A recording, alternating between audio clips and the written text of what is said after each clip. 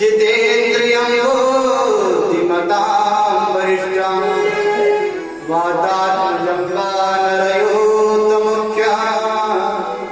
श्रीरामदूतं शरणं प्रपद्ये। भक्ति भक्ति भगवंत गुरु चतुर्नाम हुए, इनके भगवंदन किए नाशत विघ्न अनेक। शुक्लां ब्रह्म विचार सार सर्वमाद्यां जगद व्यापरे, वीणा पुस्तक धारणी अभयदा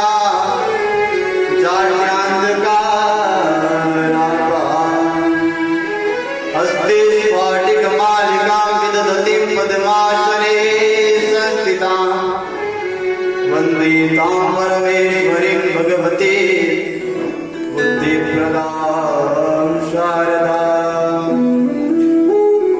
जय जय श्री राधारमण, जय जय नवल किशोर, जय गोपीचित चोर प्रभु, जय जय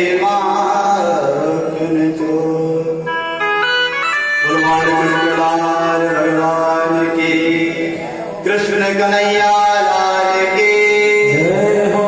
जय जय श्री राधे, जय जय श्री राधे, जय जय श्री राधे। असंख्य गुणगण मिले परम आराध्य जिनमूर्ति नंदनंदन यशोदानंदन सर्वांतर्यामी सद्बुद्धि संपन्न सद्प्रज्ञावान अकारण करुणा वर्ण वाले भक्त वांछा कल्पतरु तड़ित विनंदित पीतांबरधारी भगवान श्री बालकृष्ण लाल की मांगम्य प्रतिमूर्ति श्रीमद् भागवत महापुराण, जिसमें कि आप सभी सादर उपस्थित हुए हैं तथा ध्यान और समाधि का विषय होता है, जिसमें आप सभी माताएं कलश उठाकर के लेकर के आई हैं। आप जो कलश उठाकर के लेके आए हैं इसका फल आपको व्यर्थ नहीं जाएगा।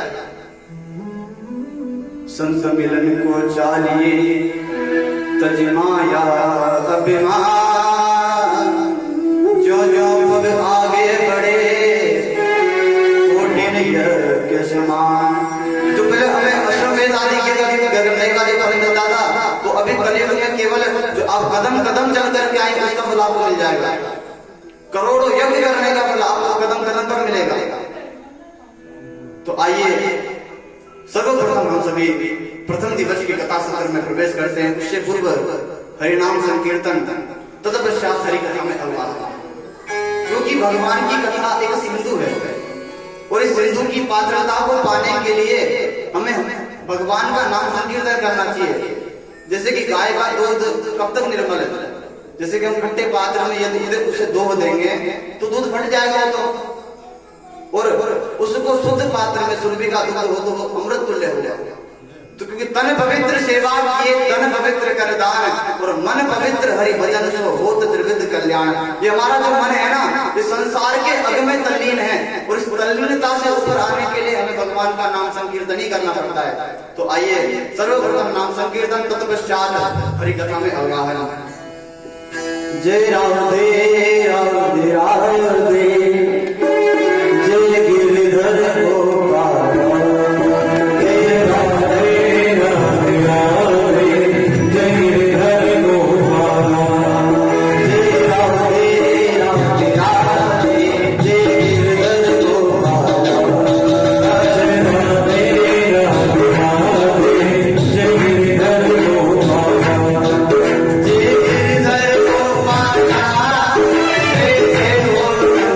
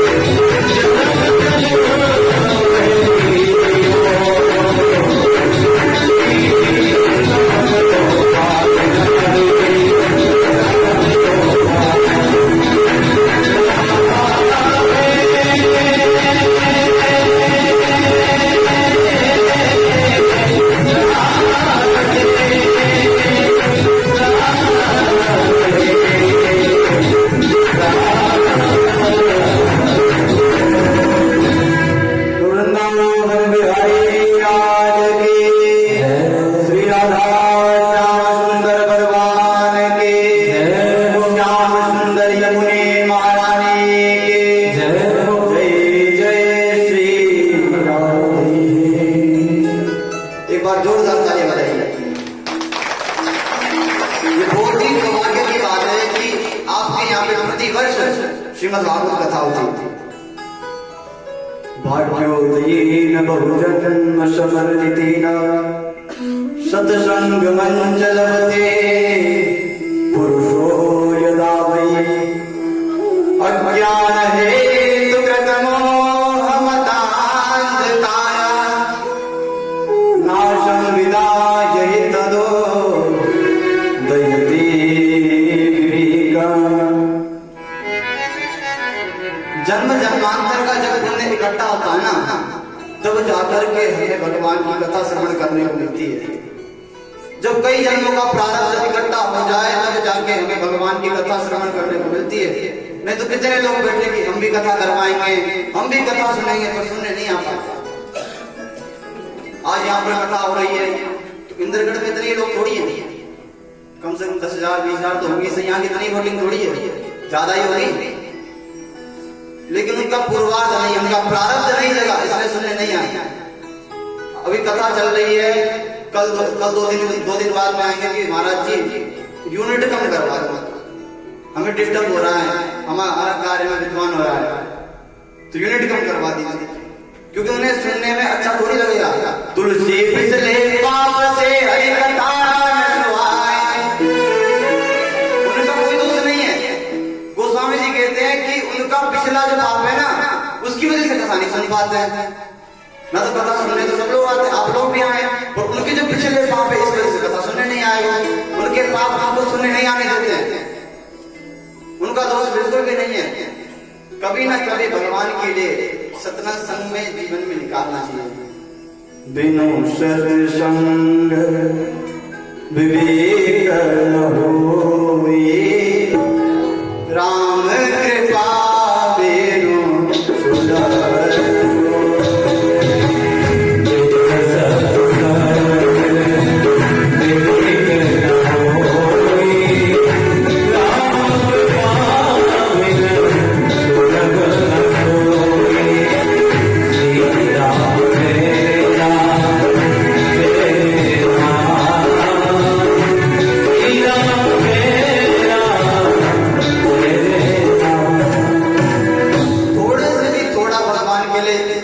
निकालना चाहिए। एक ही घड़ी, आधी में बुनियाद। आपको 4 घंटे कथा सुनाई जाएगी, 4 घंटे में से 2 घंटे, 2 घंटा नहीं तो आधा घंटा। गोस्वामी जी कहते हैं एक घड़ी, आधी में बुनियाद। थोड़ा तो समय निकालो सत्संग के लिए। ये मत सोचना कि भाई भागवत सुनने आए तुम करोड़पति हो गए, नहीं। भगवान का कथा हमारे जीवन में आना ही चाहिए। भगवान की कथा को अपने जीवन में उतारना चाहिए। भगवान की कथा को अपने हृदय में उतारो। अब आप कहोगे महाराज तुमने कौन से जीवन में उतार ली? एक बात ध्यान रखना, जब बस वाला जो टिकट काटता है ना, तो ये तो उससे पूछते हो कि आप मुंबई देखी है? मुंबई देखी आपने? तू कहेगा महाराज मैंने मुंबई तो नहीं देखी, लेकिन ये बस आपको मुंबई तक जरूर छोड़ देगी। उसी प्रकार मैं स्वर्ग में जाऊं चाहे नरक में, लेकिन आपको जो भी बात बताऊंगा बिल्कुल 100% सत्य बताऊंगा। चाहे मैं स्वर्ग में जाऊं चाहे नरक में। एक महात्मा महाराज, वृंदावन की बात है, एक महात्मा महाराज वहां पे अपना सब घर परिवार छोड़ करके वहां पर बैठ गए भजन करने के लिए। और महात्मा नदी के किनारे रोज स्नान करने जाते, और उनके घर के पास में एक वेश्या का घर था। वेश्या उनसे पूछती महाराज दाढ़ी असली की नकली? महात्मा कहता मैं अभी नहीं बता सकता बेटे, भले ही मैं 90 वर्ष का हूं, लेकिन अभी नहीं बता सकता हूं कि दाढ़ी असली की नकली।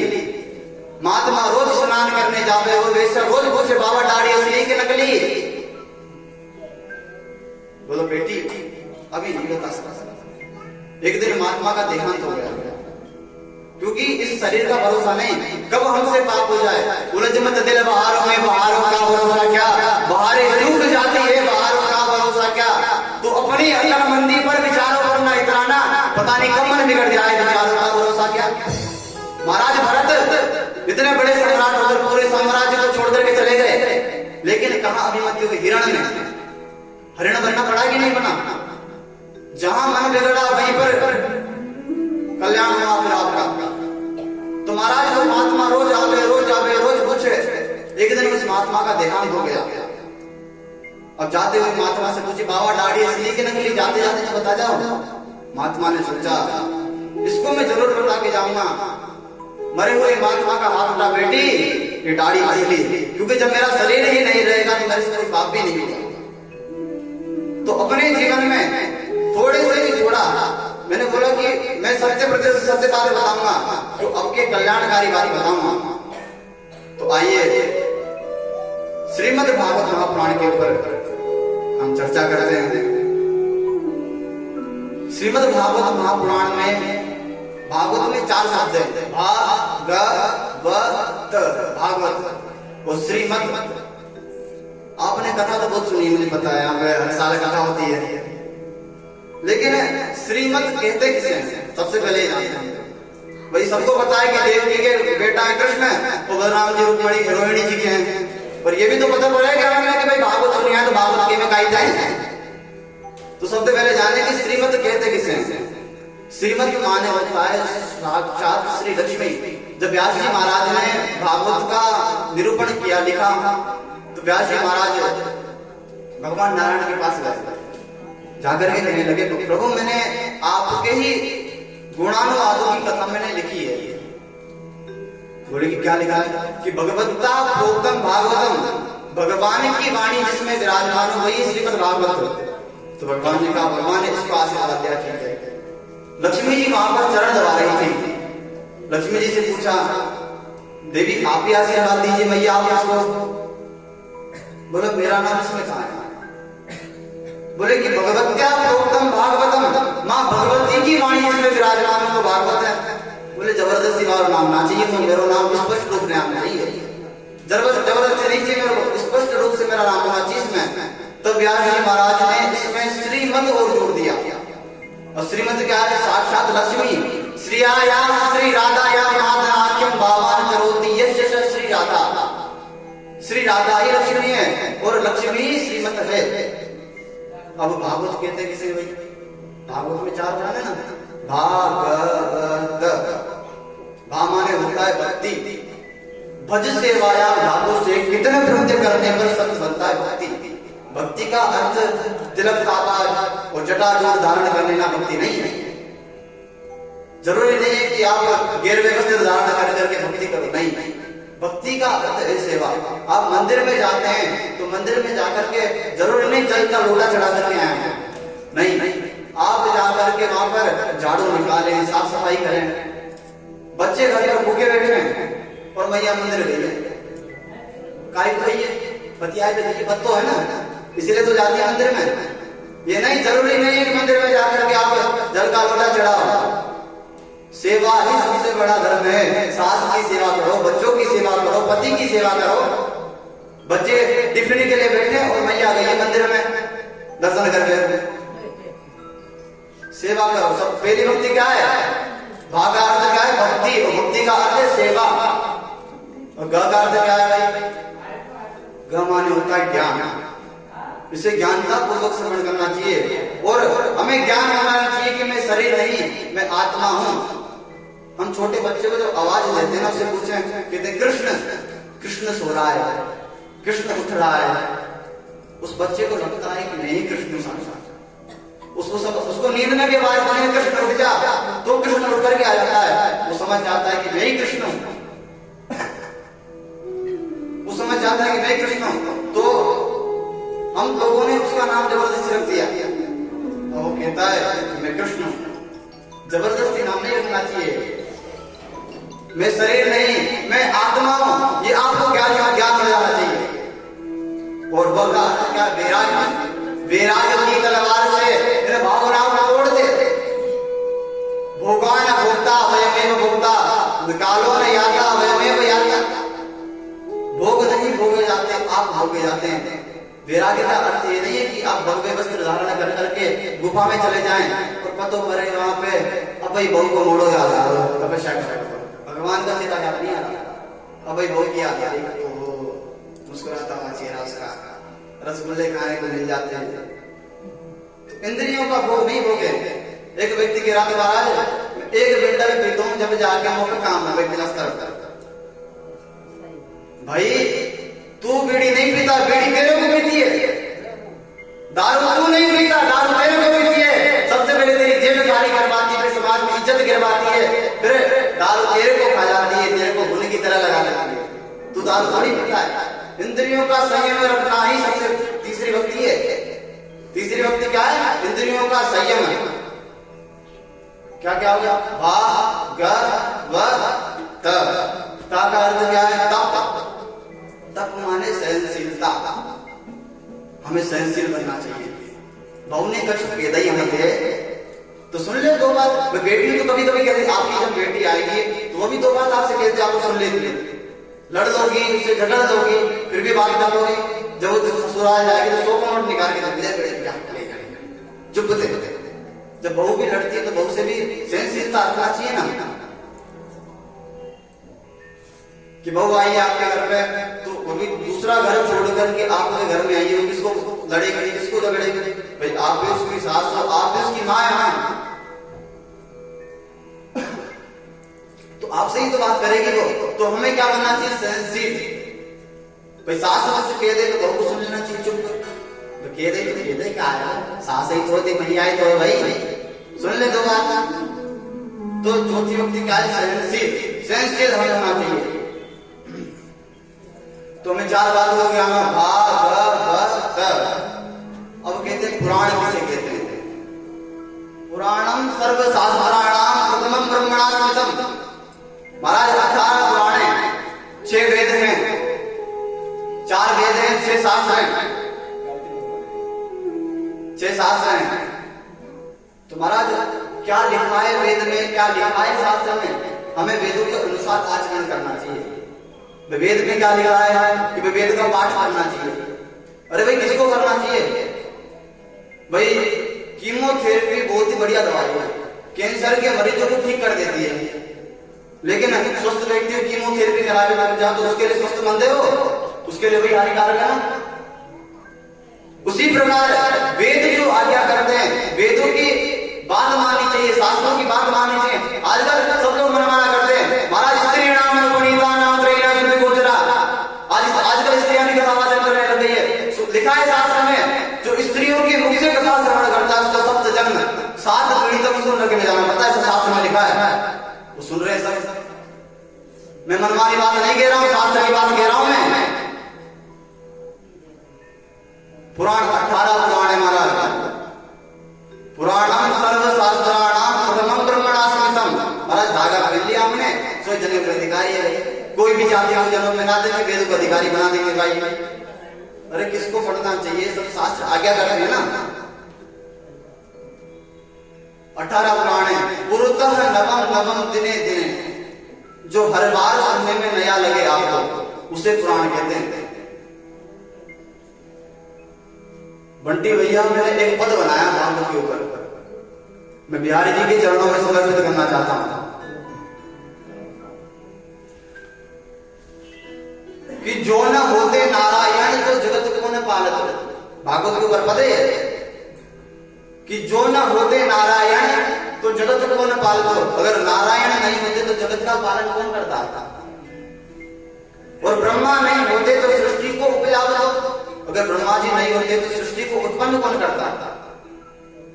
और रुद्र नहीं होते तो संहार करता कौन? भगवान शंकर अगर नहीं होते तो संहार कौन करता? फिर त्रिदेव उत्पत्ति लय कौन कर पावतो। अगर भगवान तीनों देवता अगर नहीं होते तो स्थिति का संहार कौन करता? उत्पन्न कौन करता? लय कौन करता? और वेद विधि कार्य करे ब्रह्मादिक देव सकल। महाराज वेद के अनुसार कार्य करते हैं, देवता भी मनमाना नहीं करते। राम और कृष्ण अगर मृत्यु लोक में आते हैं तो वेद के अनुसार ही कार्य करते। कहीं भी आते हो, चाहे भारत में नहीं, जरूरी नहीं है, पृथ्वी बहुत बड़ी है। मृत्यु लोक में जहां कहीं भी रामकृष्ण आते हैं तो वेद के अनुसार कार्य करते हैं, वेद उनके अनुसार नहीं चलते हैं। भगवान नारायण भी अगर मृत्यु लोक में आते हैं तो भगवान है। अगर वो वेद के अनुसार आचरण नहीं करते भगवान नारायण, हमारी दृष्टि में भगवान नहीं है। इससे बड़ी बात क्या कहें? जो भगवान नारायण भी अगर यहाँ पर आते हैं पृथ्वी लोक पर तो वेद के अनुसार आचरण करते हैं। उदाहरण देखिए भगवान बुद्ध का। हम लोग बुद्ध की पूजा करते हैं क्या? नहीं करते। तुलसी कियो विचार निंदित निंदित भय जगत बुद्ध अवतार। महाराज बुद्ध भगवान की पूजा नहीं करते हैं क्योंकि उन्होंने आकर के वेदों की निंदा की, तो भगवान बुद्ध की पूजा नहीं करते हैं। भगवान बुद्ध ने आकर के वेदों की निंदा की थी, यहाँ पे आकर के वेदों को फेंक दिया, तो भगवान बुद्ध का आदर सत्कार नहीं करते हैं। तो भगवान नारायण भी अगर यहाँ पर आए और वो वेद के अनुसार आचरण नहीं करे तो भगवान को दर्जा थोड़ी देंगे भगवान है। और आप लोग और हम लोग मनमाना आचरण करते हैं। महाराज हमने देखा है कि हम सनातन धर्मी पंचदेव उपासक हैं। हमें 5 देवताओं की मुख्य रूप से पूजा करनी चाहिए। अगर आप भगवान विष्णु को इष्ट मानते हो तो विष्णु भगवान को बीच में बैठाना चाहिए। आप शंकर जी को इष्ट मानते हो तो शंकर जी को बैठाना चाहिए। और आप दुर्गा मैया को इष्ट मानते हो तो दुर्गा जी को बैठाना चाहिए। सूर्य भगवान को इष्ट मानते हो तो सूर्य भगवान की पूजा करनी चाहिए। आप शाक्त हो, आप वैष्णव हो, आप गणपत्य हो, आप वैष्णव हो, आप चाहे कोई भी हो, लेकिन आपको पंचदेव उपासना करनी चाहिए। और जो पंचदेव उपासना करे वही भगवान है, वही सनातन धर्मी है जो पंचदेव उपासना करे। और हम लोग ने आजकल तो सैकड़ों भगवान उत्पन्न कर दिए। जैसे हमने देसी गाय का दूध छोड़ करके ना जर्सी गाय का दूध प्रारंभ पीना कर दिया, वैसे ही हमने नए नए जर्सी देवता और पैदा कर दिए, जिनका सैकड़ों साल पहले कोई अता पता नहीं था। उन मूर्खों से पूछे कि तुम्हारे मूर्खे कैसे करें? भगवान शंकर नीचे बैठे हैं और वो ऊपर से आशीर्वाद दे रहे हैं। जो हमारे धर्म के नहीं, हमारे वर्ण के नहीं, वो ऊपर से बैठ करके आशीर्वाद दे रहे हैं। महाराज हिंदू ने अपने बाप से बाप कहना बंद कर दिया। भाई आप क्यों कहते हैं दूसरों के बाप से बाप? वो तो हमारे धर्म के भी नहीं है। लेकिन गाय कछु स्वार्थ देते कोई कि तेरी मनोकामना पूरी हो जाएगी तो तब दूसरे जाके बाप बता लेंगे कि या तो पापा कहते तो 100 को नोट दे देंगे, 100 को नोट के में पापा कहते तैयार है हिंदू। इतना बेईमान और बेईमान गद्दार हिंदू है, इतने बेईमान बेईमान गद्दार हिंदू से तो ईमानदार और अन्य धर्म अच्छे हैं, जो अपने ईमान को तो मानते हैं, अपने खुदा को तो मानते हैं। लेकिन महाराज हिंदू का कोई घेरो गवाह नहीं है। गंगा में जाए गंगादास, जमुना में जाए जमुनादास, केवल और केवल मनमाना, केवल और केवल मनमाना करते हैं। ईगो कम कर दिया नहीं भैया? आवाज बोल रही है? आपको मेरी आवाज आ रही है पीछे तक? ईगो कम कर देना।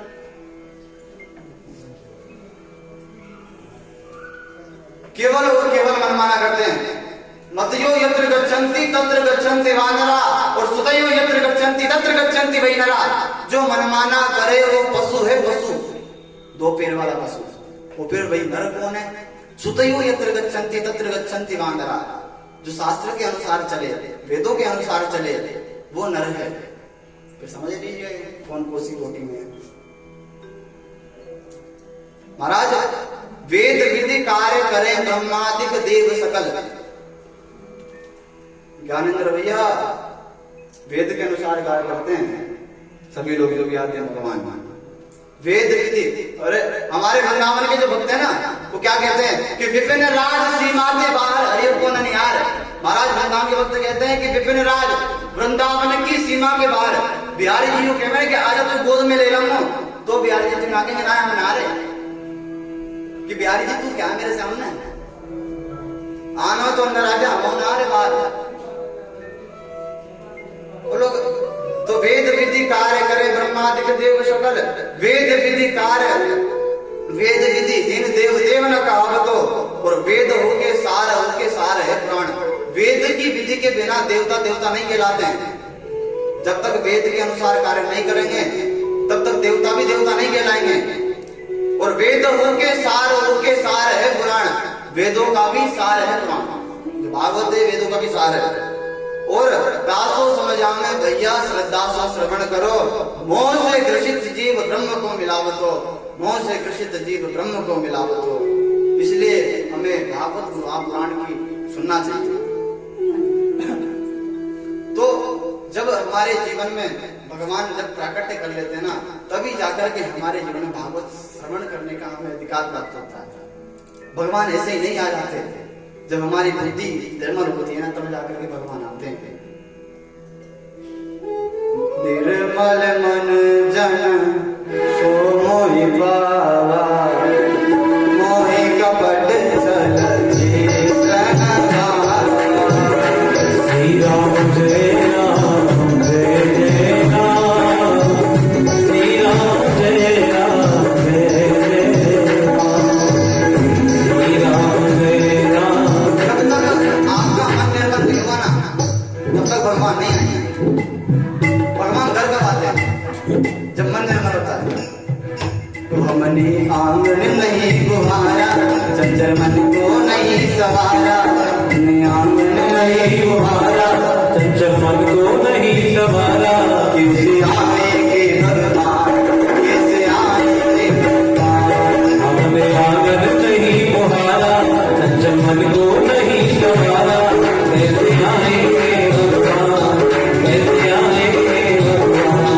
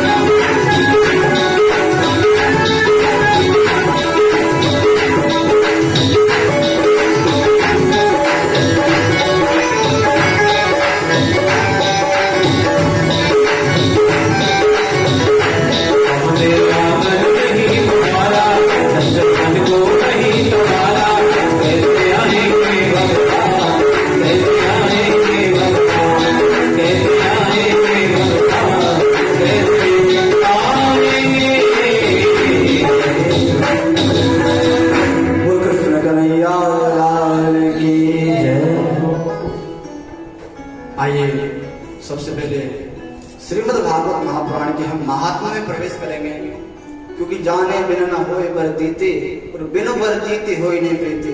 जब तक हमें मालूम नहीं पड़ेगा कि टेबलेट किस चीज की है, यहाँ जुकाम दूर होता है, तभी तो लेंगे। तो इसलिए सबसे पहले क्या जाने, महात्मा में भागवत श्रवण करने के लिए बताया गया है कि भाई कैसे हमें श्रवण करना चाहिए, कैसे कैसे पापी इस कथा को श्रवण करके तर जाते हैं, इनके बारे में बताया गया है। तो आइए महात्मा के सबसे पहला श्लोक के सच्चिदानंद रूपाय विश्वोत्पत्त्यादि कवे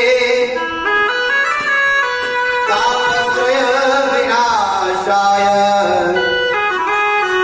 श्री कृष्णाय वयं नमः। सच्चिदानंद रूपाय, हम लोग बात बात पर कहते हैं ना, जय सच्चिदानंद जय सच्चिदानंद। आखिर कौन है सच्चिदानंद? गोस्वामी तुलसीदास जी तो कहते हैं, घट घट में जो करहि आनंदा, घट घट में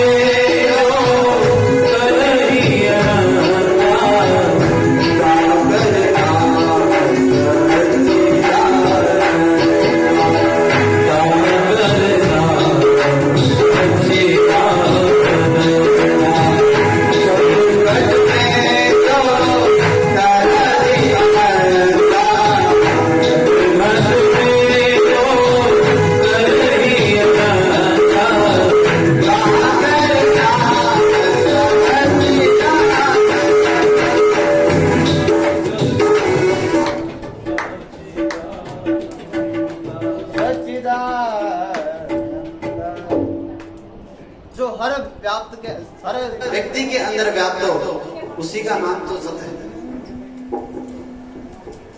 सत्य का अर्थ क्या है?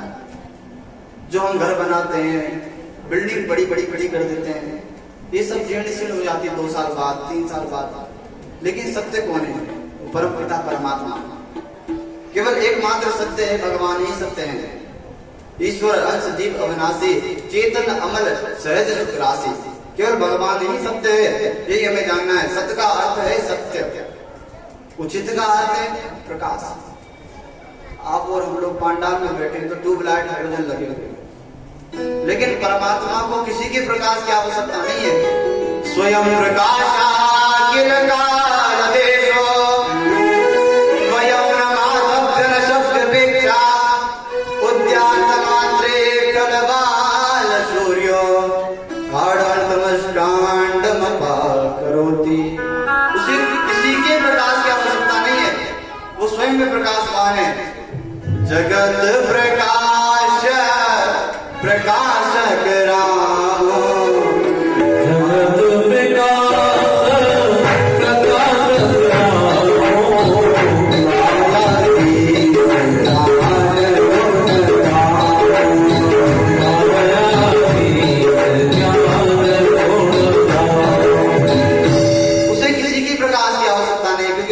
प्रकाशवान है।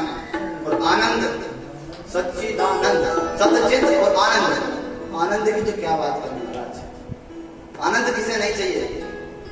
महाराज वो कोठी बंगला है, तब भी नहीं कहेगा कि मैं पूर्ण आनंद में हूं, फिर भी कहेगा महाराज दुखी हूं। कोई तन दुखी, कोई मन दुखी, कोई धन बिन रहत उदास, कोई थोड़े थोड़े सब दुखी, सुखी राम की दास। महाराज तन से दुखी हूं, पैसा तो बहुत है, लेकिन तन से दुखी हूं। रोग है, पीड़ित है, हृदय रोग है, तो लीवर खराब है, तन से दुखी महाराज लोग। वो पैसा संदूरत है। और कोई तन दुखी, कोई मन दुखी। मन से कौन दुखी है महाराज? बेटा पढ़ाने के लिए जयपुर भेजे थे, लेकिन कुमार्ग में लग गए, इसलिए वो आदमी व्यक्ति मन से दुखी हो जाता है। और कोई धन में न रहे तब उदास। एक बेचारा मजदूर पूरे दिन मजदूरी करता है, तब जाकर के उसे कुछ पैसे मिलते, कुछ धन मिलता है, तब जाकर के वो परिवार का पालन पोषण करता है, घर चलाता है, खुद खाता है, फिर खा पी के सो जाता है। लेकिन थोड़े थोड़े सब दुखी, सुखी राम की दास। सुखी कौन है? बाबा रे मौज फकीरों की, सुखी तो वही है। कबीरा सब जग निर्धना, धनवंता नहीं कोई, धनवंता भाई जानियो, जब राम नाम धन हो। महाराज सुखी तो वही है जिसके पास राम नाम रूपी धन है। मीरा जी तो कहती है, पायो जी मैंने राम रतन धन पायो, राम रतन धन पायो। तो जो राम नाम से सुखी है ना, वही सुखियां हैं। और विश्वोत्पत्त्यादि तवे, जो विश्व की उत्पत्ति करते हैं, लय करते हैं, समय आने पर संहार कर देते हैं, और उन्हीं भगवान श्री कृष्ण के पादार बिंदों में हम प्रणाम करते हैं। श्री कृष्णाय वयम नुमः। नुमः क्यों लिखा है? अंत में जो नुमः लिखा है, नुमः क्यों लिखा है? केवल मैं प्रणाम नहीं कर रहा, केवल व्यास जी प्रणाम नहीं कर रहे हैं, हम सभी लोग मिलकर के प्रणाम करते हैं। श्री कृष्णाय वयम नुमः। जिस प्रकार आप और हम सभी बैठ करके इस पवित्र भूमि पर कथा श्रवण कर रहे हैं ना, उसी प्रकार एक बार का जो सूत्र लगा, उसमें नैमिषारण्य क्षेत्र में सोनक आदि 88,000 ऋषि बैठे हुए हैं सत्संग की इच्छा से। उसी सभा के बीच में श्री वेद व्यास जी महाराज के आदरणीय सूत जी महाराज वहां पर पधारे, और तभी सभी संत एक 88,000 संत उठ करके खड़े हो गए। सूत जी महाराज ने आकर के सोचा कि ये मेरे को देख करके खड़े क्यों हो रहे हैं, मैं तो इनसे आयु में छोटा भी हूं। महाराज 90-90, 100-100 वर्ष के, 150-150 वर्ष के साधु, लेकिन सूत जी महाराज केवल 19 वर्ष के, 20 वर्ष के महात्मा। ये सभी महात्मा उठ करके खड़े हो गए, बोले आप उठ करके क्यों खड़े हो रहे हैं, हमें प्रणाम क्यों कर रहे हैं? तो सूत जी महाराज कहते हैं कि शास्त्र कहता है, अभिवादनशीलस्य नित्यं वृद्धोपसेविना, चत्वारिदश्च वर्धन्ति आयुर्विद्या यशो बलम। महाराज जो प्रणाम करता है, सबको बड़ों को जो प्रणाम करता है, उसकी 4 चीजें बढ़ती हैं, आयु, विद्या, यश और बल। लेकिन हम सोचते हैं हम क्यों प्रणाम करें किसी को, ऐठने रहे ना आदमी, हम क्यों प्रणाम करें, हम क्यों झुके किसी के सामने? करबद भले त्रिष्टाष्टम। महाराज जो बड़ों को प्रणाम नहीं करता ना, उसे ऊंट बताया गया है शास्त्र में। जो झुकता नहीं है ना, जो झुकता है उसी की तो डाली नीचे होती है। महाराज आशीर्वाद जल ऊपर से नीचे उछलता है ना, कि नीचे से ऊपर। जब आदमी प्रणाम करेगा ना, तो आशीर्वाद स्वतः ही निकल के आता है कि तेरा कल्याण हो। और धन वृद्धा, बल वृद्धा, आयुर्वृद्धा, तथैव च ते सर्वे अपि ज्ञान वृद्धा, किंकिरा शिष्य किंकिरा। महाराज आप उम्र में तो छोटे हैं, लेकिन ज्ञान में तो बड़े हैं आप उनसे। भले ही आप उम्र में छोटे हो, क्योंकि ज्ञान को प्रणाम, ज्ञानी व्यक्ति को प्रणाम कर रहे हैं। तो सूत जी महाराज प्रश्न करते हैं कि महाराज आप इस कली काल में व्यक्ति मोह से ग्रसित होता जा रहा है, आप कृपा करके हमारे अज्ञान रूपी अंधकार को ध्वस्त कीजिए। कृष्ण प्राप्ति कर्म शाश्वत साधनम तद बदालना। महाराज कोई सरल से सरल उपाय बताइए हमें, जिससे हमें भगवान की प्राप्ति हो सके। जब कभी भी हम भगवान या संत के पास जाएं, तो व्यर्थ के प्रश्न नहीं करें कि हमारी फैक्ट्री कब चलेगी, दुकान कब चलेगी। सबसे सरल उपाय पूछना चाहिए कि भगवान हमारे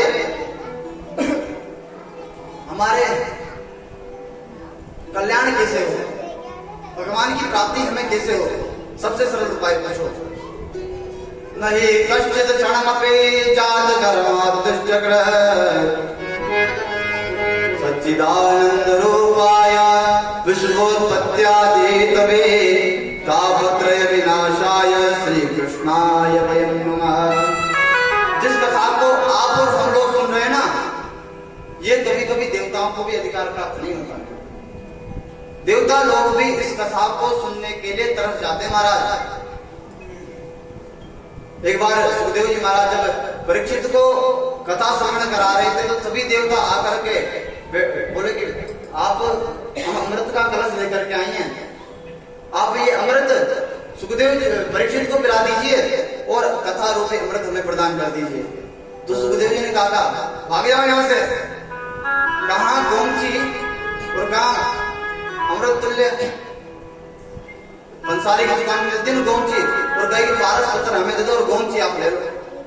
कहाँ गोमची की बराबरी, कहाँ 1270 की बराबरी महाराज, कहाँ एक तुच्छ अमृत। महाराज जैसे ही अमृत को तुच्छ बताया, देवता श्री ब्रह्मा जी के पास गए। ब्रह्मा जी से कहा कि इस अमृत को तुच्छ बता दिया सुखदेव मुनि ने।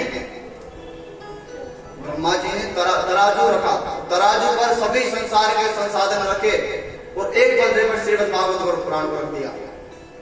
तो वजन जिसमें होता है वही तो झुकता है। तो श्रीमद् भागवत पुराण का पलना नीचे रह गया और सभी संसार के संसाधन ऊपर उठ गए। लघुरन्यानि जातानि गौरवेण इदं तदा ऋषिगणा सर्वे विस्मयं परमं जयो। महाराज दुनिया के सभी संसाधन ऊपर उठ गए और श्रीमद् भागवत महापुराण का पलना नीचे उतर गया। अब सुखदेव जी से उनको भगा दिया। अब बात ये आती है कि भागवत सुनने के लिए हमें 5 बातों का ज्ञान जरूरी होता है। सबसे पहले कथा के लिए स्थान, चंद्र बिहारी जी का मंदिर, इससे बढ़िया स्थान और क्या हो सकता है? एक बार जोरदार ताली बजाइए भाई, इससे बढ़िया स्थान कहाँ होगा? चंद्र बिहारी जी का मंदिर। और दूसरी बात भागवत का गान, इसको बढ़िया सुंदर सुंदर श्लोकों में गाया गया संगीत के साथ में। और चौथी बात भागवत का ध्यान। नहीं कभी कभी गड़बड़ हो जाती है, बैठे तो पांडाल में घर भजगो की खीर बन रही है, बहू बना रही होगी और कहो बहू पहुंचा के ओ मनी राम जी पहुंच गए दुकान पे, हिसाब कर रहे हैं दुकान को। तो इस पे हमें वो लगाना। और 5वीं बात है भागवत का हमें ज्ञान। भागवत में हमारे कान व्यास जी के पास ही रहने चाहिए कि हमारे कान ही बैठे और मन बैठा है वहां पे घर पे। हमारे जो शरीर की सार्थकता है महाराज प्रत्येक अंग से, कि कान शुद्ध होत कथा श्रवण कीर्तन किए, नैना शुद्ध होत युगल दर्श छवि पाई के, वाणी शुद्ध होत हरि को गुणगान किए, और पाम शुद्ध होत धाम वृंदावन जाई के। हमारे शरीर की सार्थकता सभी अंगों से, हमारे प्रत्येक अंग को हम भगवान में समर्पित कर दें। हमारे शरीर में 9 द्वारे पुरोहिते ही, गीता जी कहते हैं कि इसमें 9 दरवाजे हैं। वो संत कहते हैं काया कुटिया निराली जमाने भर से, काया कुटिया निराली जमाने भर से, 10 दरवाजों वाली जमाने भर से, 10 दरवाजे वाली जमाने भर से। गीताजी कहती इसमें 9 द्वार है, लेकिन 10वां द्वार कहाँ है? ब्रह्मरंध्र, यहीं से प्राण निकलते हैं हमारे। 10वां द्वार है, ये कभी कभी खुलता है। जो बड़े बड़े संत महात्मा होते हैं उनका 10वां द्वार ही खुलता है कि सुनते श्रवण नासिका सूंगे, सुनते श्रवण नासिका सूंगे, वाणी करे बोला चाली जमाने भर से, काया कुटिया निराली जमाने भर से। सर्दी गर्मी कड़ा मुलायम, सर्दी गर्मी कड़ा मुलायम। सर्दी ज्यादा है गर्मी ज्यादा है कब पता चलता है? हमारी त्वचा से। ये त्वचा जानने वाली जमाने भर से, काया कुटिया निराली जमाने भर से। लेना देना कर करते हैं, हाथों से ही लेना और हाथों से ही देना। आप कहें महाराज आजकल तो फोन पे चलता है, पेटीएम चलता है, लेकिन चलता तो फिर भी हाथों से ही है। और लेना देना कर करते हैं, लेना देना कर करते हैं। भग चाल चले मत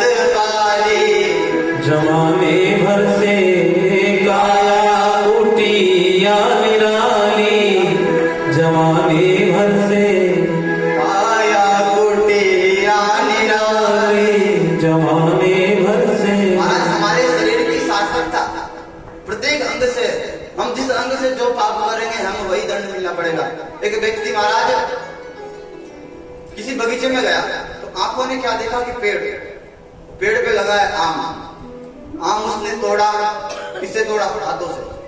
हाथों से तोड़ करके उसने खा लिया, खा पी के पेट में उधर में चला गया।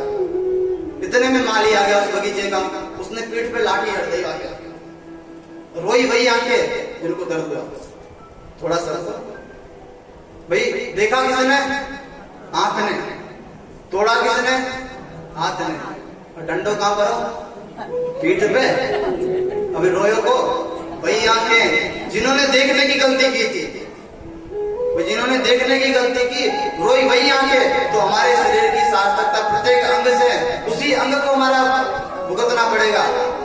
गोस्वामी तुलसीदास जी कहते हैं, कोई न कारो सुख दुख करना, कोई न कारो सुख दुख करना, कोई न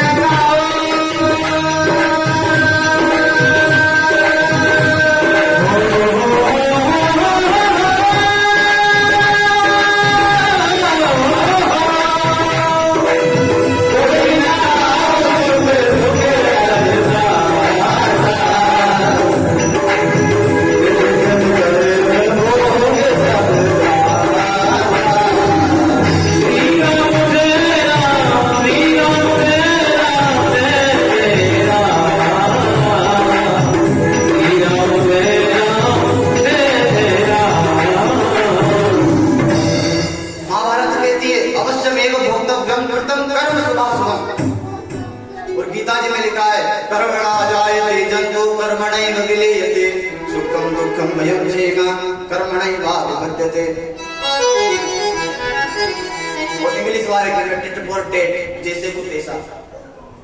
जो आपको करेंगे वो आपको भरना ही पड़ेगा। तो यहाँ पर क्या, सबसे पहले कथा के लिए हमें अपने कान यहाँ पर रखने। एक समय नारद जी महाराज तीव्र गति से दौड़े हुए जा रहे थे। तो सनत कुमारों ने पूछ लिया कि आप कहाँ जा रहे थे तीव्र गति से? कथम ब्रह्मण दीन मुख कुत चिंता तुरो भगवान, तुरी गम दे पुत्र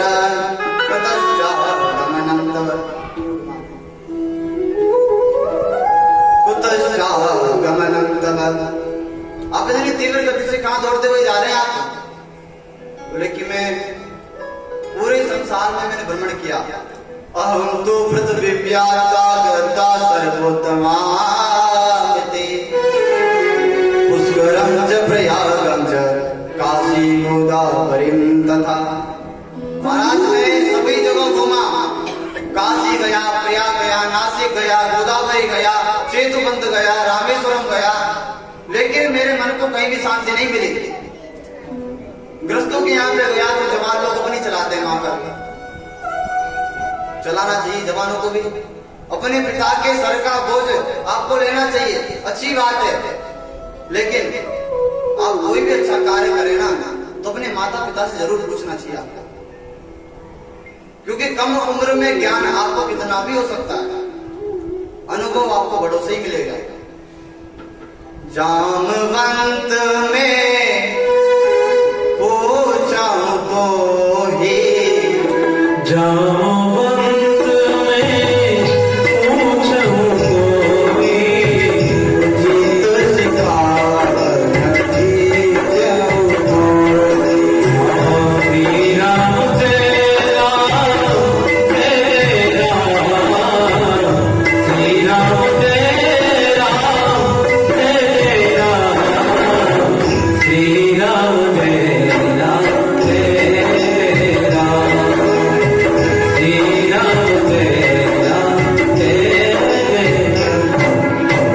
हनुमान जी महाराज ज्ञान में, बल में, सब में बड़े थे। ऐसा कोई कार्य नहीं जो हनुमान जी महाराज नहीं कर सकते थे, लेकिन तब भी किससे पूछते थे? जामवंत जी से कि आप अनुभवी हैं, मुझे बताइए मुझे क्या करना चाहिए। घर के द्वार पे जब आपके माता पिता बैठे रहते हैं ना, उनसे पूछना चाहिए कि मैं इस कार्य के लिए जा रहा हूँ, अवश्य ही वो कार्य सफल होगा आपका, जब आप माता पिता को सूचित कर देंगे। तो हमारे घर में जो बुजुर्ग है ना, यही तो हमारे भगवान है। भाई घर घर में मंदिर मंदिर में हम जाते हैं, लेकिन अपने मंदिर में जो हमारे घर के जो मंदिर में भगवान बैठे उनको मैं कभी पूजा ही नहीं। माता पिता ही तो सबसे बड़े भगवान है। तो यहाँ पर जवान लोग अपनी चलाते हैं, पर लेकिन जैसे ही मैं वृंदावन में आया मैंने एक आश्चर्य देखा। एक देवी और दो वृद्ध पुरुष वहां पर पड़े हुए थे।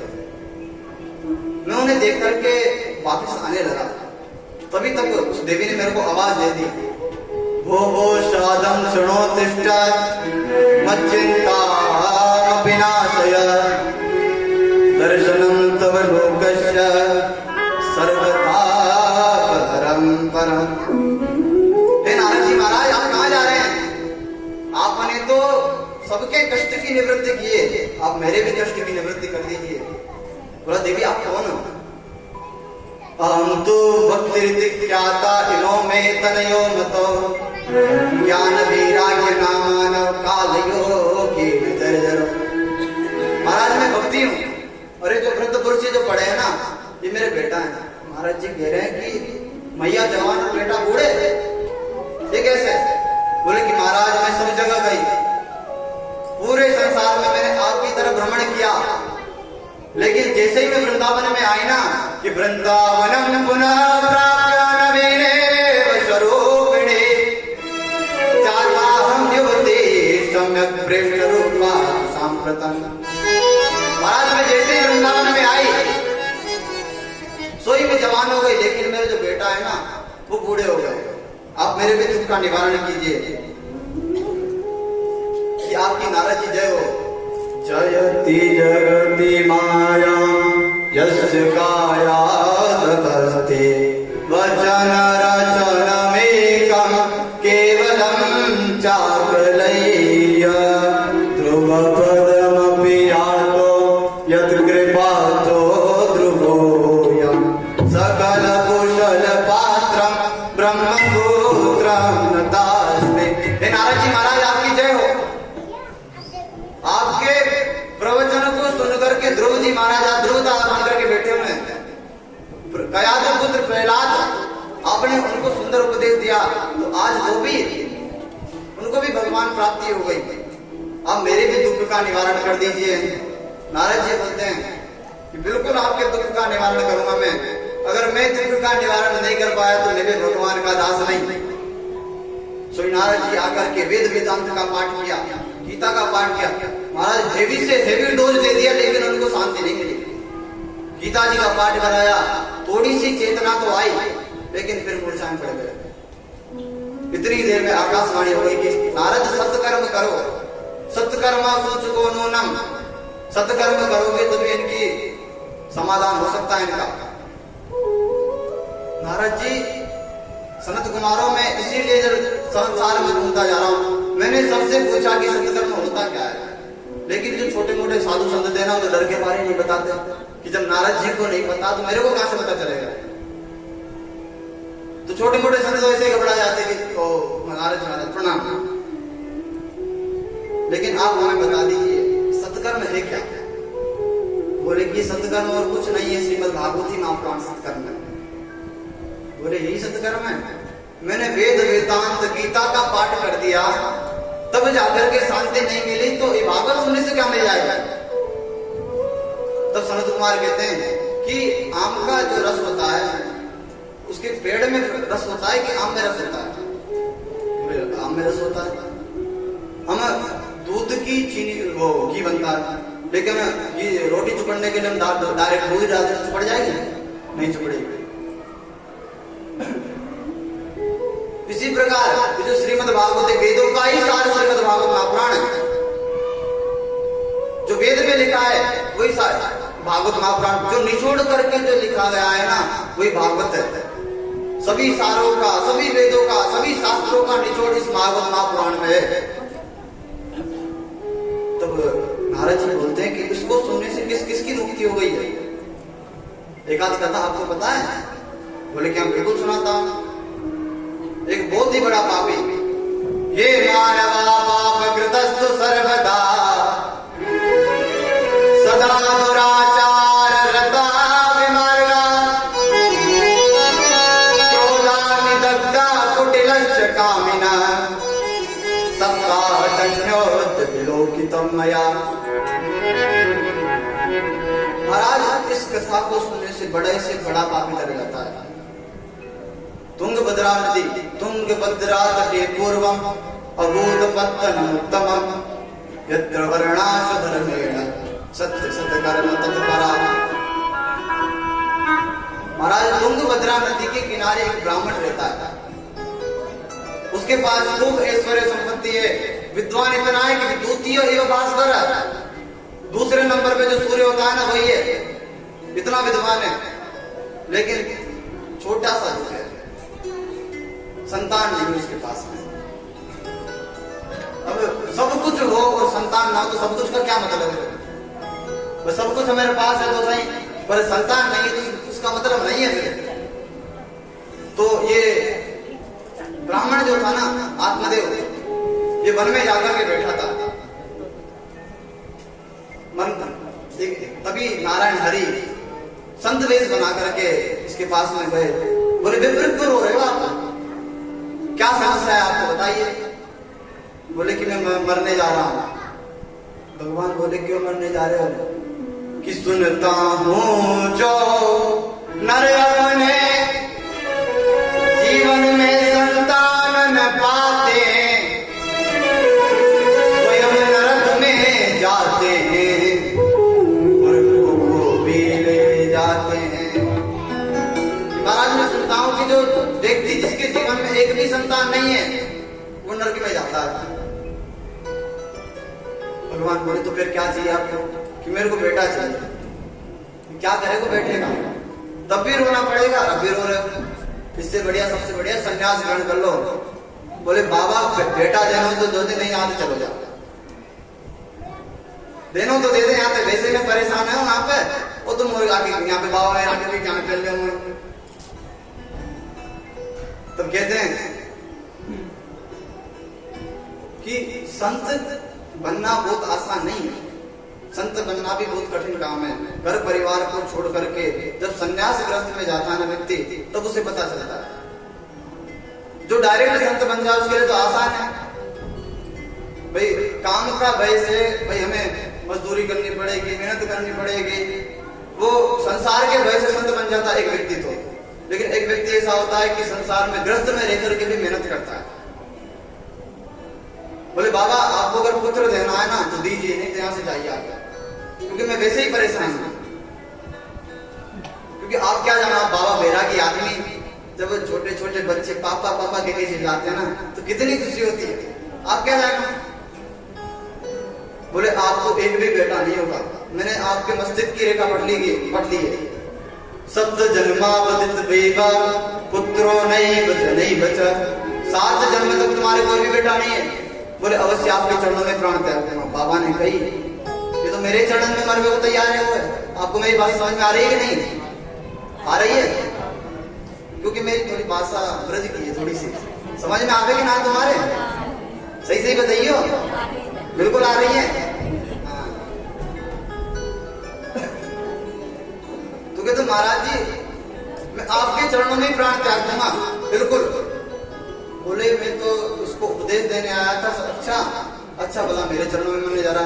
भगवान ने सोचा कि मेरे सामने मर गया, वैसे भक्त मेरा भजन नहीं करते और भजन कम हो जाएगा इसके मरने से।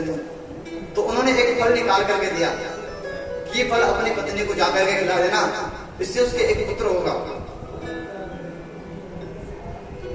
और महाराज वो दौड़ता दौड़ता आया, उसकी पत्नी जो थी ना, जितना ये विद्वान था ना उतनी पुत्र की इसकी पत्नी, नाम था धुंधली। श्रीमती धुंधली देवी बताई क्या करती, जब पति के जाने के बाद में एक पैर से पूरे जगत में डोलती थी, पूरे काम में।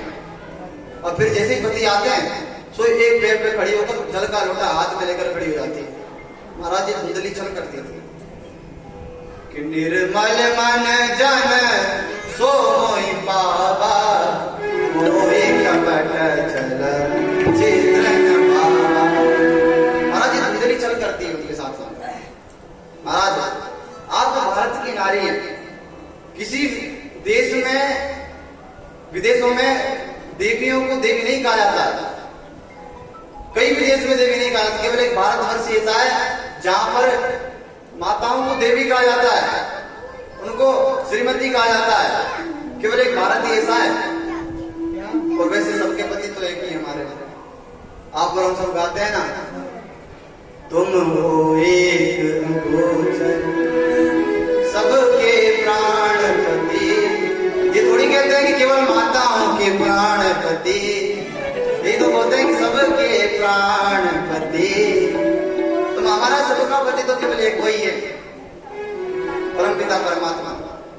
तो महाराज जी धुंधली छल करती है, और इधर से विप्र देवता दौड़े दौड़े जाते हैं कि सुनती हो? बोले हाँ क्या है? बोले फल लेके आया। फल तो तुम रोज लाते, पंडित आए तुम करें तो फल ना लेके आएंगे? अरे कौन सी बड़ी बात है कि तुम फल लेके आए, आज रोज फल लेके आते हो? अरे नहीं, इसके खाने से तुम्हारे बच्चा होगा, तुम्हारे घर में बालक आएगा। ये संत का प्रसाद है, भगवान का प्रसाद है ये। इसको खाते ही तुम्हारे घर में बालक आएगा, बिल्कुल सुशील सुंदर। उसने महाराज फल तो दे लिया, लेकिन वो फल खाया नहीं। उसके मन में बड़े बड़े तर्क चल रहे हैं। धुंधली नाम है ना, धूमिल बुद्धि, जो जिसकी बुद्धि बिल्कुल धूमिल धूल दूसरी हो गई हो, उसको धुंधली बोलते हैं। महाराज उसने इसके मन में विचार आते हैं कि मान लो मेरा पेट बढ़ गया तो मैं तो कम खाऊंगी, फिर तो वो गलती से इस घर में आग लग गई तो मैं कहाँ जाऊंगी? और मैंने तो सुना है कि वेद व्यास जी की जो पत्नी बिटिका थी ना, उनके गर्भ में तो 16 साल तक रहे। 12 साल का था, 16 साल का था, कि 12 वर्ष तक गर्भ में रहे। वो कई वर्ष, मेरा तो 2-3 साल हो गया, तो मैं तालाब में मरणम भवेत, फिर तुम्हें मरी जाऊंगी बिल्कुल। महाराज धुंधली के मन में इतने तर्क आ रहे हैं कि इसने फल नहीं खाया है। इतने में संयोग से उसकी बहन आ गई। उसकी बहन से बोली कि देख बहन, ये फल मोए तेरे जीजाजी दिखे गए हैं, यूं कह रहे हैं कि यह फल खाए हुए थे पुत्र पैदा हो गए। अब तू ही बता, फल खा हुए थे कौन पुत्र पैदा हो गए? उसकी बहन तो चाहती यही थी कि इसके बेटा नहीं हो और ये मेरे बेटे को गोद में ले ले और मेरे को धन दे दे। बोले कि बहन फल खाए हुए थे कौन बेटा ना हो गए? अगर मान लो बेटा हो भी जावे ना, तो एक काम कर, ये फल तो अपनी गैया दिवा दे, क्योंकि तेरे गैया के भी कोई बालक संतान नहीं है, कोई गाय के भी कोई बछड़ा नहीं है। इन ब्राह्मण देवता के घर में तो तुलसी भी रोपते थे ना, ये तो तुलसी भी सूख जाती थी। आम का वृक्ष लगा था, उसपे आम भी नहीं आते थे, फल नहीं आते थे। तो धुंधली ने क्या किया कि वो फल जो था अपने गैया को खिला दिया और खुद अपने गर्भ पर कपड़ा बांधने लग गई। थोड़ा थोड़ा 9 महीने बाद उसकी बहन आकर उसको पुत्र दे गई और हल्ला कर दिया, महाराज ओ मेरे बालक है गो, पुत्र हो गया महाराज आपको। सो आत्मदेव खुशी के मारे उछलने लगे, पूरे गांव को न्योता दिया खूब धूमधाम से। इतने ही भाग्य से उनके 3 महीने बाद एक सुंदर गाय ने एक बच्चा दिया, बालक को जन्म दिया। देखिए बालक तो मनुष्य के कोई कहता है ना भाई, बच्चा तो किसी का भी हो सकता है, लेकिन बालक तो मनुष्य का ही होता है। तो गाय ने बालक को जन्म दिया है, क्योंकि और उसका जो कान है ना, गोकर्ण नाम था उसका, उसके कान जो थे गाय के जैसे थे। अब इन दोनों का नामकरण संस्कार हुआ। अब दोनों ने जो नामकरण संस्कार हुआ, धुंधली बोली कि मेरे नाम से इसका नाम होना चाहिए, मेरा नाम है धुंधली, इसका नाम होना चाहिए धुंधकारी। कभी भी माता के नाम पर अपना नाम नहीं रखना चाहिए। एक बात याद रखना, जो अपने नाम से ख्याति प्राप्त करे वो उत्तम माना जाता है, और जो पिता के नाम से ख्याति प्राप्त करे उसको मध्यम गति माना जाता है। उत्तमा आत्मना ख्याता पितु ख्याता मध्यमा और ससुराल धमाधमा। जो अपने ननियाल के नाम पर जाना जाए वो बिल्कुल नीच माना जाता है। वो जो ससुराल के नाम पर चले कि भाई हम तो उनके दामाद है भाई, तो नीचे से भी नीच श्रेणी में माना जाता है। तो कभी भी जब भी नाम रखें पिता के नाम से जुड़ता हुआ नाम रखना चाहिए। गोकर्ण और धुंधकारी ने जो दूसरा गायत्री धोखा दे रही है, आत्मदेवती का जो बेटा था ना, उसका नाम गोकर्ण रखा गया क्योंकि इसके कान जो थे ना गाय के जैसे थे, और इन दोनों ने बहुत ही बढ़िया ख्याति प्राप्त करी। गोकर्ण पंडितो ज्ञानी धुंधकारी महाबलम, धुंधकारी सुबह से शाम तक जुआ खेलता था। वो गोकर्ण जो था ना, वो केवल अपने पिताजी के साथ में पूजा पाठ में लगा रहता था। गोकर्ण सुबह से शाम तक पूजा में समय बिताता था, लेकिन नीच धुंधकारी वेश्याओं के घर जाता था। महाराज इसने बिल्कुल इतना नीच कर्म करना शुरू कर दिया, अपने पिताजी की संध्या के पात्र बेच दिए, छोटे छोटे बच्चों की मुंडी मरोड़ करके उनको कुएं में डाल देता। लेकिन जो धुंधकारी गोकर्ण जो था ना, वो अपने पिताजी के साथ में बिल्कुल पूजा पाठ में संलग्न रहता था, पूरे दिन अपने पिताजी के साथ में। वही धुंधकारी बच्चों को कुएं में फेंक देता, वेश्यागामी करने लग गया। अब धीरे धीरे इसने अपनी माता से धन मांगना शुरू कर दिया। अब एक गलती माताएं भी करती है कि अपने बेटे की गलती छुपाने लग जाती है कि हाँ ठीक है, सुई चुरा के लाया कोई बात नहीं, कल पेंसिल चुरा लेगी। अपने बेटे की गलती कभी छुपानी नहीं चाहिए। ये अपने आत्मदेव से ये गलती छुपा देती रोज, कोई बात नहीं कोई बात नहीं। वो पर आखिरी में आकर के उसने इतना नीच कर्म करना शुरू कर दिया, माता को प्रताड़ित करने लग गया, पिताजी को प्रताड़ित करने लग गया। पिताजी की संध्या के पात्र ले जाकर किसने बेच दिए, इतना नीच था। एक दिन पिताजी रोने लगे इसके, आत्मदेव रोते रोते कहते हैं कि बेटा नहीं था तो अच्छा था, अब बेटा हो गया तो ये भी नीच पैदा हुआ। इतने में गोकर्ण जी आए। गोकर्ण जी कहते हैं पिताजी मैं आपको इतने दिन से देख रहा हूं, बहुत ही उदास बैठे रहते हो आप, क्या बात है? क्या बताऊं बेटा, मैंने इतनी तपस्या करने के बाद में भगवान ने मेरे को एक फल दिया जिसके रूप में ये पुत्र मेरा पैदा हुआ, लेकिन ये भी नीच निकल गया।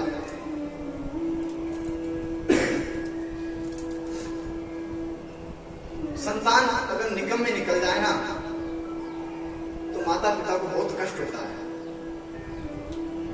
संतान नहीं हो तो अच्छा है, लेकिन संतान पैदा होने के बाद में वो निकृष्ट निकल जाए तो बहुत ही बुरी बात है। इधर धुंधकारी रोज वेश्यागामी करता। गोकर्ण अपने पिता को समझाते हैं कि देह स्त्रीमान सरुद्रे विमते त्यजत्वा जाया सुता दिसु सदा ममताम विपुंच। आप किसको शरीर मान बैठे हो पिताजी? ये शरीर नहीं है। अगर आप हो तो आप कहां हो ना हो? अगर आप यहाँ पे बैठे हो तो कहां बैठे हो? आप किसको पुत्र मानते हो, किसको माता मानते हो? आप इस संसार में कोई भी नहीं है। तब आत्मदेव के समझ में आई। तब आत्मदेव जा रहे कि चल रे हंसा अमर लोक को, यहाँ न कोई तेरा है, जग वालों का हुआ अंधेरा, अपना हुआ सवेरा है।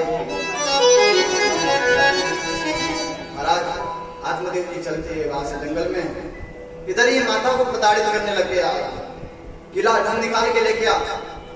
एक दिन जलती हुई लकड़ी माता को दिखाता, डराता है, गिलाओ धन निकाल करके लेके आओ। तो धुंधली जो थी ना परेशान होकर के कुएं में कूद करके मर गई। इधर माता की भी छुट्टी, वो पिताजी वन में चले गए। तो और गोकर्ण जो भाई था वो भी भजन करने के लिए तीर्थाटन पर निकल गए। तो धुंधकारी ने सोचा तो मेरा ही राज्य है महाराज, इसमें पूरे घर में मेरा राज्य है। इसने क्या किया महाराज, 5 वेश्याओं को लेके आकर के अपने घर में रख लिया। वेश्या एक दिन जाने लगी, बोली धुंधकारी बोलता कहाँ जा रही हो? कि भाई जिनके पास जन हम उनके पास रहते हैं। धुंधकारी गया, इसने बहुत ही बड़ा हाथ मारा, हाथ मार करके अपनी वेश्याओं के पास लेकर के आया। वेश्या बोलती है कि धुंधकारी चोरी बहुत करता है, एक दिन ये पकड़ा जाएगा तो राजा इसको तो पकड़ के लेके जाएगा ही सही, साथ में हमको भी लेके जाएगा। वेश्याओं के मन में ये विचार आया तो वेश्याओं ने क्या किया, जब ये धुंधकारी सो रहा था, पांचों वेश्याओं ने पकड़ करके उसका गला खींच करके मारना चाहा, फिर भी ये नहीं मरा तो इसके मुंह में जलते हुए अंगारे इसके मुंह में रख दिए और गड्ढा खोद करके वहीं पे काट दिया। महाराज इतनी बुरी गति आखिर क्यों? महाराज जो माता पिताओं को दुख देता है उसकी ऐसी गति नहीं होगी तो क्या होगा? माता पिता को कभी दुख नहीं देना चाहिए महाराज। आप कभी माता पिता के ऋण से उऋण नहीं हो सकते हो। एक बार एक बालक अपनी मां से बोलता है कि माता मैं आपका कर्ज चुकाना चाहता हूं, अब तो मैं बहुत बड़ा आदमी बन गया हूं, ऑफिसर बन गया हूं, बताओ आपका कितना कर्ज हुआ? अब हर बार बोलती हो ना कि तू मेरे दूध का कर्ज नहीं चुका पाएगा, मेरे दूध का कर्ज नहीं चुका पाएगा, बताओ क्या हिसाब हुआ? कहां है आपकी डायरी, कितने का हिसाब है? माता बोली कि बेटा अब आगी होगी वो मां जो अपने बेटे पर किए हुए कर्ज को लिखे, एहसान को लिखे, फिर भी वो कुछ नहीं बोली। शाम को उसका बेटा आया, बोले कि तू शाम को आकर के मेरे पास केवल सो जाना। माता सो गई, रात में बेटा आया, बेटे ने आकर के माता के बिस्तर के साथ में लेट गया। जहां पर वो बेटा सो रहा था ना उसका बिस्तर गीला था, वो उठ करके जाने लगा। माता ने हाथ पकड़ लिया, कहां जा रहा है रे? कर्ज नहीं चुकाना है तेरे को? बोले कि आप जिधर सो रही हो वो सूखा है, मैं जिधर सो रहा हूं गीला है। कि बता तेरे को आज एक दिन सोने में तेरे को गीला लग रहा है रे? मैं तेरे को सूखे में सुलाती थी, मैं खुद गीले में सो जाती थी। खुद गीले मेरे के माने सूखे में तुझको रखा, खुद कराया सूखा भोजन बाकी बचा वो खुद छक्का। पहले माता खुद सबको भोजन कराती है, जब कुछ बच जाता है ना तब 2 रोटी से काम चला लेती है। मान लो सब्जी भी नहीं बची ना तो सोचती है चलो कोई बात नहीं, मैं 4 से खा लूंगी। महाराज ये चरणों में गिर पड़ा कि मेरे को क्षमा कर दीजिए आप। अब इधर धुंधकारी की इतनी बुरी मृत्यु हो गई तो गोकर्ण जी को पता चला, तो गोकर्ण जी ने गया में श्राद्ध कर दिया धुंधकारी के नाम का। अब गोकर्ण जी महाराज एक दिन अपने गांव में आए और आकर के उस घर में निवास किया इन्होंने। रात में जब ये सो रहे थे तो इनको अलग अलग आवाजें सुनाई दे रही है, कभी शेर की, कभी गीदड़ की, कभी कुत्ते की, कभी किसी की आकृति बनाई दे रही है, कभी हाथी की आकृति बनाई दे रही है। तो गोकर्ण जी महाराज ने हाथ में जल लिया, तो जल फेंक करके मारा। सो धुंधकारी सामने आ गया कि अहम राता तुदेयोश में धुंधकारी नामत, कि मैं तुम्हारा भाई गोकर्ण, मैं कोई और नहीं हूं। गोकर्ण जी महाराज बोले कि तेरे लिए तो मैंने गया में श्राद्ध कर दिया, तब भी तुम्हारी मृत्यु नहीं हुई। धुंधकारी बोला कि भैया मैंने इतना बुरा कर्म किया है कि मेरे को आप 100 गया में श्राद्ध कर दो तब भी मेरे को मुक्ति नहीं मिल सकती, सैकड़ों गया में श्राद्ध कर दो आप मेरे को इस योनि से छुटकारा मिलाइए। गोकर्ण जी ने कहा कि ठीक है, सुबह में पता करता हूं। गोकर्ण जी महाराज सुबह सवेरा हुआ, सभी को बताया कि धुंधकारी प्रेत बन गया है। सूर्य भगवान को अर्घ दे रहे थे गोकर्ण जी महाराज, तभी सूर्य भगवान ने कहा कि श्रीमद् भागवता द्वयम प्रत्यक्ष कृष्ण एवं, कि श्रीमद् भागवती इसके मुक्ति का साधन है और कोई साधन नहीं है। तब गोकर्ण जी महाराज ने सुंदर बालों का मंच तैयार किया और धुंधकारी का आगमन किया। धुंधकारी तो प्रेत रूप था, हवा रूप था। जैसे ही आसन पर बैठे सोई हवा पवन देव उनको उड़ा करके ले जाए। एक बात है, पवन देव जहां जहां चले जाए ना, टेंट उखाड़ दे में, पांडाली उखाड़ दे में, कौन तो लंका में चले गए तो लंका जला डाली पूरी। वैसे वास्तव में तो हनुमान जी ने जलाई थी, देखने मात्र से। एक बार हनुमान जी महाराज जब वहां से आए ना लंका से, तो राम जी कहते हैं कि हनुमान तुम्हारे खिलाफ 2 एफआईआर आई है। बोले महाराज किस चीज की एफआईआर आई है? कि एक तो तुमने मानहानि का दावा लगाया कि तुमने समुद्र को लांग दिया कि अच्छा, और दूसरी कि तुमने लंका को जला दिया। बोले लंका को जला दिया मैंने? तो कहते महाराज मैंने समुद्र को नहीं लांगा। राम जी बोले दुनिया जानती है समुद्र को तुमने लांगा है, तुम बोलते मैंने नहीं लांगा। बोले कि मैंने नहीं लांगा। कि प्रभु मुद्रिका मेरे मुख माए,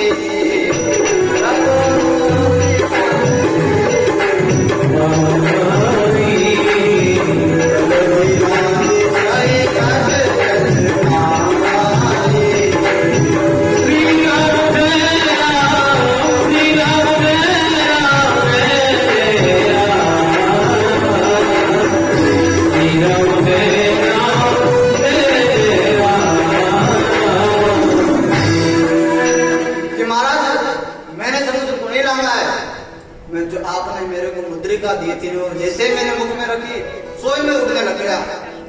राम जी ने कहा इसने मेरे को ही फंसवा दिया। बोले कि ये फायर प्लस करो, नहीं बंद कर दो इसको। बोले इसमें तो तुम फंसे जाओगे पक्का, कि लंका तो तुमने ही जलाई है ना।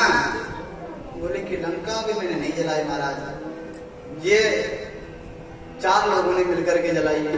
अच्छा, तो 3 लोग और थे तुम्हारे साथ में। बोले मैं तो था ही नहीं। फिर किसने जलाई है? कि सीता के संताप ने, रावण के पाप ने, और तुमने और हमारे बाप ने।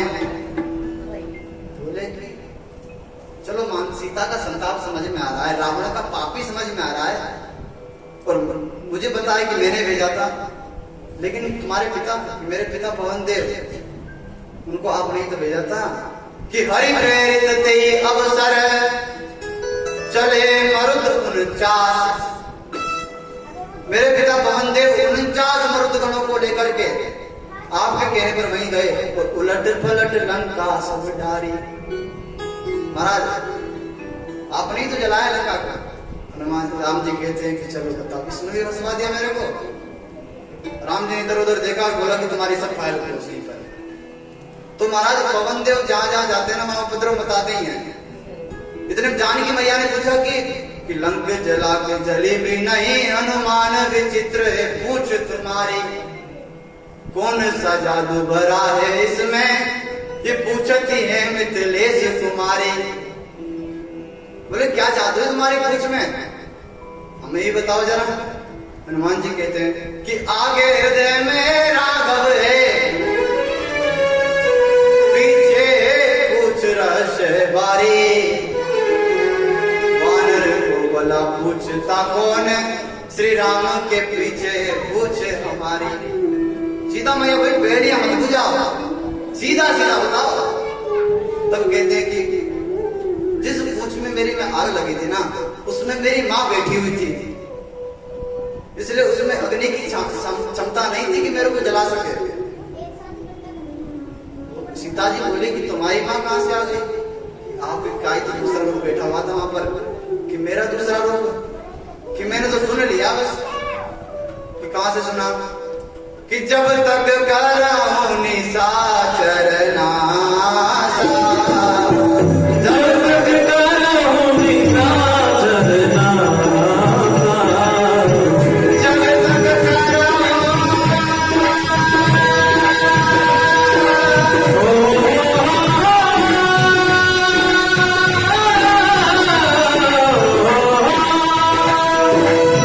जब तक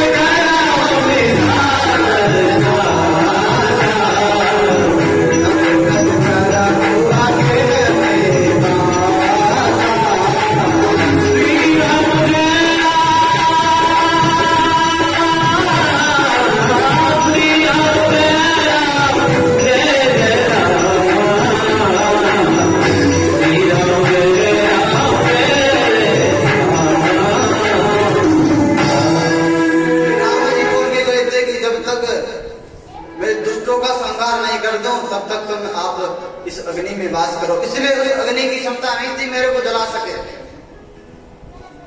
तो पवन देव जहां जहां भी जाते हैं ना, वहां उपद्रव मचाते हैं। तो धुंधकारी ने एक हरा बांस का गांठ देगा, उसमें जाकर के बैठ गया। गोकर्ण जी ने पहले दिन की कथा करी, दूसरे दिन की कथा करी, तीसरे दिन की कथा करी, चौथे दिन की कथा करी। जैसे ही 7वें दिन की कथा हुई, सोई 7 ग्रंथियां चटक करके फट गई। सोई उसमें से दिव्य रूप धारण करके धुंधकारी निकला और दिव्य रूप हो जाता तुलसी राम मंडिता। दिव्य रूप धारण करके धुंधकारी निकला और उसके लिए सुंदर विमान आया। विमान पे बैठकर जब धुंधकारी जा रहा तो गोकर्ण जी महाराज ने पूछ लिया कि कथा तो इस नगर में सबने सुनी, तो केवल विमान धुंधकारी के लिए क्यों आया? बोले कि इसने एकाग्र चित्त होकर के कथा सुनी, क्योंकि धुंधकारी को अपना उद्धार करना था। जिस योनि में धुंधकारी बैठा हुआ था ना, उस योनि से धुंधकारी को अपना उद्धार करना था। इसीलिए उसने एकाग्र चित्त होकर के कथा सुनी। अच्छा, तो फिर दोबारा गोकर्ण जी महाराज ने दोबारा फिर कथा स्टार्ट कर दी। दोबारा जब कथा प्रारंभ हुई तो फिर 7 दिन बाद जब कथा संपूर्ण हुई तो सबके लिए अनेक विमान आ गए। जिस प्रकार राम जी अयोध्या से सभी अयोध्यावासियों को अपने साथ ले गए थे, तो गोकर्ण जी महाराज भी अपने साथ में लेकर जा रहे हैं। तो गोकर्ण जी महाराज का भगवान दिव्य माला से स्वागत कर रहे हैं, माला पहना करके कि आओ गोकर्ण आओ, क्योंकि गोकर्ण इतना बड़ा भक्त था। भगवान स्वयं गोकर्ण का स्वागत कर रहे हैं। इतनी देर में भक्ति महारानी वहां पर आकर के प्रकट हो गई। बोले कि माँ कहाँ बैठूं? भक्ति सुता तरुण गृहीत्वा प्रेमैकरूपा सहसा विलासी। भक्ति महारानी वहां आपका प्रकट हो गई। बोले कि मैं कहाँ बैठूं? बोले तुम भक्तों के हृदय में जाकर के विराजमान हो जाओ। इतनी देर में मुक्ति आ गई। बोले गोपाल मेरी भी मुक्ति कीजिए। भगवान कहते बड़ी रहो जागिल में साधु संत कर जाए, उड़ उड़ रज मस्तक लगे मुक्ति मुक्ति ले जाए। कि भगवान जब संत यहां से निकल के जाएंगे तो ही तेरी मुक्ति हो जाएगी। जब भगवान सनकादि जब कथा सुना रहे तो वहां पर प्रहलाद जी ताल बजाने लगे, मजीरा बजाने लगे। प्रहलाद ताल धारे तरल गतितया उद्धव कांचधारी वीणाधारी सुररसी स्वर कुशलतया राग करता नभो इंद्रो वादे मृदंगम स्वर कुशलतया कीर्तने ते कुमारा यत्राग्रे भक्ता सरच रचनया व्यासपुत्रो बभूव।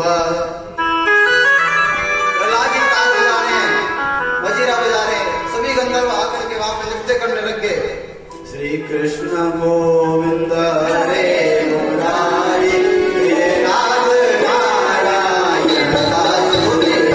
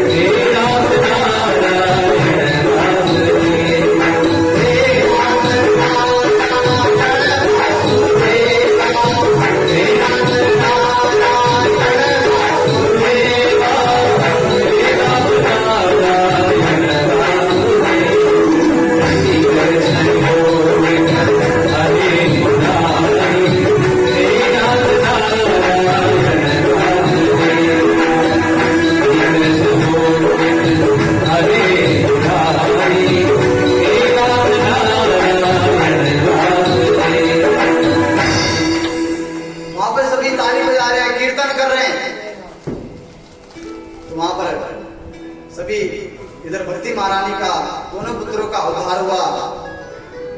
तब सनकादि से बोले कि इस कथा का नियम क्या है? बोले कि जो व्यास है उसको चारपाई पर नहीं सोना चाहिए, और जो वक्ता है उसे पत्तल में भोजन करना चाहिए, या फिर थाली हो तो खुद अपने हाथ साफ करो तब भोजन करो। और जो कथा सुनने वाले हैं वो घी पी करके कथा सुनते। बोले घी पी के, घी पी तो शुद्ध ना रहा भाई। तो बोले घी पी के नहीं तो दूध पी के कथा सुनो। बोले कि दूध भी कहाँ से पी ले महाराज जी, जो दूध काढ़ने वाली मैया वो भी पानी में पानी डाले हमें, जो बेचने वाला भैया वो आधो पानी डाल देगा, और जो हम खरीद के लाएंगे तो एक आध लोटा हम डाल देंगे।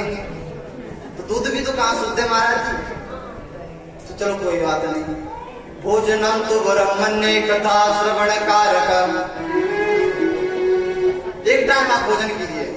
अगर आपको कथा सुनने में कोई व्याधियां नहीं है तो 5 बार भोजन करो महाराज। लेकिन कथा में नींद ना आवे इतने भोजन करके आप पतो पहले कि यहाँ आए के खंबा तो आती है लगाए के सराहना सोए गए। समझ में तो आ रही मेरी बात आप सबको। तो यहाँ पर भोजन का नियम बताया कि भोजन एक टाइम कीजिए, घी पी करके करें। घी पी करके नहीं कर सकते, दूध पी कर करें। फलाहार करो, और फलाहार से भी काम नहीं चले तो 5 बार भोजन करो। तो 5 बार भी नहीं तो फिर बाहर ही करो। पर कथा प्रेम से सुनो, कथा में नींद नहीं आनी चाहिए। तो आइए सभी आरती की ओर चलते हैं। एक मीठा सा भजन और उसके बाद में आरती। लागी तुम संग यारी